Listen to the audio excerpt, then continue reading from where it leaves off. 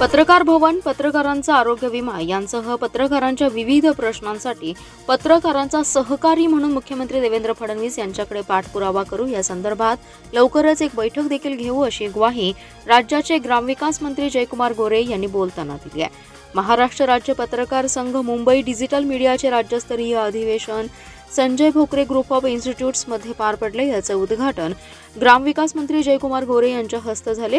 अध्यक्षस्थानी ज्येष्ठ पत्रकार अशोक वानखेडे उपस्थित होते। यावेळी खासदार विशाल पाटील, महाराष्ट्र राज्य पत्रकार संघाचे राज्य संघटक संजयजी भोकरे, डिजिटल मीडिया संघटनेचे प्रदेशाध्यक्ष सिद्धार्थ भोकरे, जिल्हा परिषदेचे माजी उपाध्यक्ष शिवाजी डोंगरे, इंद्रजित घाटे आदीजण उपस्थित होते।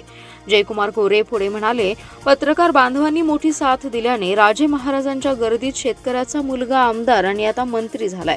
पत्रकारांचे आणि माझे कधी भांडण केले नाही, नाते जपण्याचं काम केलं। मंत्रीपद हे काचेचं भांड आहे।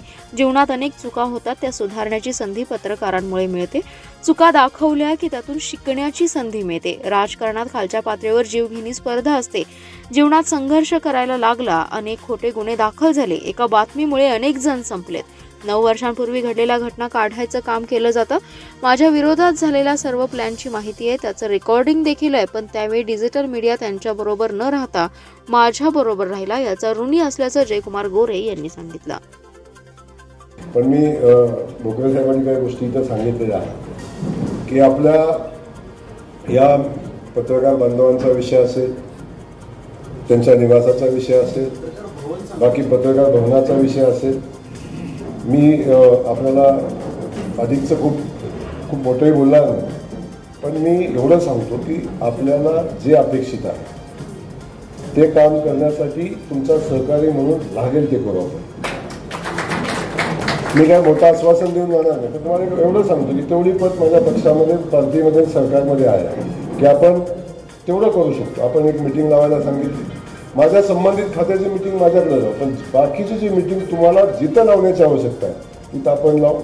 मला मुख्यमंत्री मोदयांसोबत बसू, आणखी कुणासोबत बसू, आपल्याला ज्या गोष्टी अपेक्षित आहेत त्या गोष्टी करायसाठी मुख्यमंत्री सुद्धा ते सक्षम आहे आणि त्यांना ह्या सगळ्या गोष्टी करतात। अनेक गोष्टी त्यांनी केलेल्या आहेत, पण या सगळ्या परिस्थितीमध्ये या मीडियाच्या संदर्भातली, डिजिटल मीडियाच्या संदर्भातली जी गोष्ट आहे, ज्या गोष्टी करणं अपेक्षित आहे त्या सगळ्या गोष्टी करण्यासंदर्भात नक्की माझी प्रामाणिक भूमिका राहील।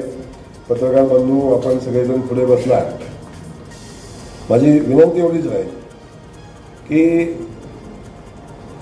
अनेक व्यक्तिमत्व खूप संघर्षात घडतात, एवढाच साहेब विचार व्हावा की आपल्या एका बातमीमुळे याचं आयुष्य संपून जाईल। त्याच्यातली वास्तव सत्यता तपासणं, त्याच्या दोन्ही बाजू तपासणं, या सगळ्या गोष्टी राहतात। अनेक लोक व्यक्तिमत्व संपून गेलेली आहे। मी पहिल्या दिवशी अनेक प्रसंगातून मी गेलो, एकाच प्रसंगात नाही, मी अनेक प्रसंगातून गेलो। मला अडवायला दुसरं काहीच मिळालं नाही साहेब, आणि आता तर ह्या 7 वर्षात काहीच मिळालं नाही म्हणून 9 वर्षापूर्वीची केस काढून अडवायचा प्रयत्न केला।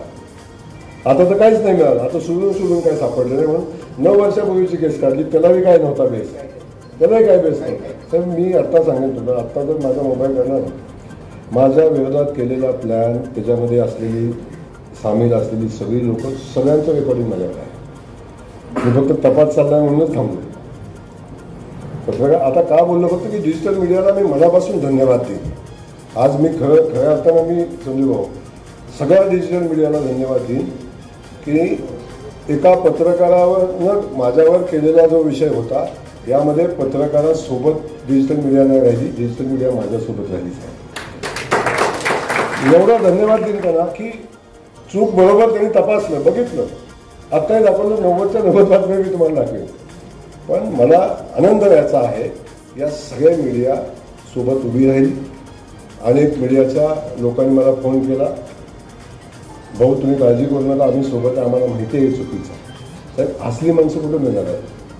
म्हणजे एखाद्या या परिस्थितीमध्ये घावला तर ठोका सोडू नका, ही गणित असतंच आहे, पण इथं एवढ्या चांगल्या विचाराची माणसं इथं आहेत, या पत्रकारितेमध्ये आहेत, याचा मला मनापासूनचा गर्व, अभिमान